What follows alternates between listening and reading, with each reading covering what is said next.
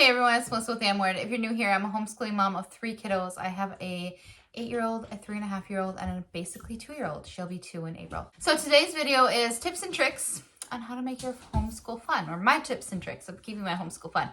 This will also have a blog post that goes with it. You can find that link below in the description box if you'd rather read this instead of watch it, or do both. One of my first tips is getting involved in extracurriculars. So like my daughter's involved in t-ball and she's involved in ballet as well. Ballet keeps us very, very busy. She does all the extras and she loves it. But it also gives her a chance to meet new friends. It gives me a chance to meet the other parents. T-ball is the same way. It gives her a way to see. She did go to school for 2 years in early childhood and she did 1 year in pre-K. So she does know a lot of the kids from her school. And since I've kept her in extracurriculars, she has kept a relationship with those kids and she stays in touch through extracurricular activities. So we do summer school during the school with those children from our school district. She does coach pitch with them as well.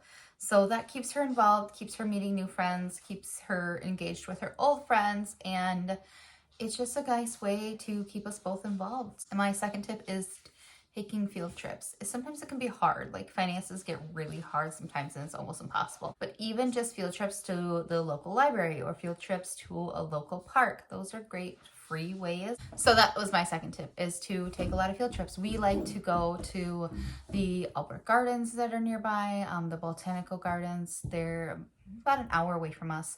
We have a botanical garden, a free zoo, we have a children's museum, and about 3 hours from us we have a large art museum and a large public museum, and those are all really fun, awesome things. Another 3 hours the other way, we have a large aquarium we can go to that we've been there. I believe there is a space thing that my husband wanted to do that's near the Shed Aquarium. I don't know, I could be very wrong on that, but he wants to do that this year. But some of the things that you would consider like a family trip are field trips, and they're fun for your kids. My third tip is making school, just generally making more hands-on activities. My children love hands-on activities. Sometimes I get a little bit, I don't want the mess, I don't want to deal with it, but it is really good for them and they enjoy it and they learn more when I let them do those things. Some of the hands-on things that I do are like, we get knowledge crates. If you are interested in knowledge crates, I have a 15% off discount code. I will put that in the link below for you, and I might pop it up here for you too. But I do have that. We use knowledge crates for hands-on fun. We get the science experiment kits, and that makes me, I've already bought it, so I have to do the experiments with them, is the way my brain puts it. I also get I customized an elite kit from Timberdoodle, and Timberdoodle comes with a ton of little art fun things. So like this year it came with Tenzi, which is a math game. For history, it came with the Famous Figures books. It's right here. I did a whole thing on this. We do love these. These are so much fun to put together. And it also came with a U-Gears little knight on horseback, which we did do that, and I don't know where I put him. He's super cute.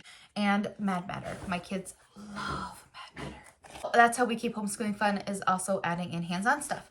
We also teach with technology to keep homeschooling fun. So that's my fourth tip, is to teach with technology. My kids all do have Amazon tablets. My daughter does Night Zookeeper on her tablet. I do have a 50% off per year code for Night Zookeeper. That's how we got our Night Zookeeper 3 years ago. Somebody else's code, I think it was Making Everyday Magic's code. And it has renewed every year at the half off price. So I will leave a link below for that for you guys, so you can get your 50% off too if that's something you're interested in.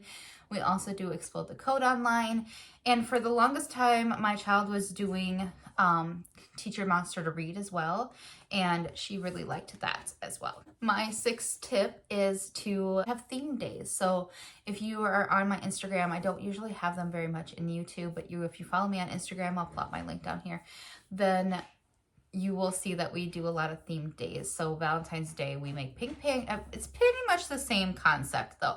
I make pink pancakes, I color our pasta pink, and I buy milk that is pink. So strawberry milk. For St. Patty's Day, we do pink milk, which is mint milk. We do green pancakes, and we do rainbow noodles. And then for supper for Valentine's Day, I do a heart-shaped homemade pizza. And for St. Patty's Day, we usually just have corned beef and cabbage and all the things because why not?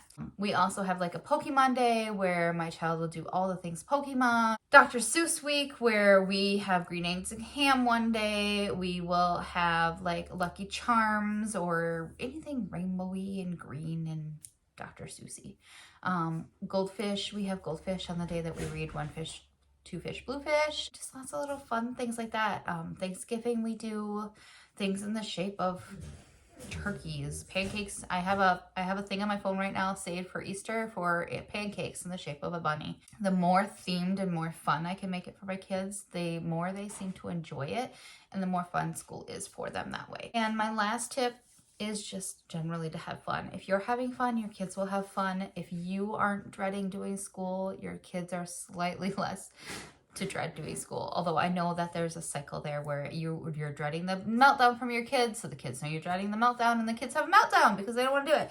I've been there. I've done it. I've worn the hat, gotten the award.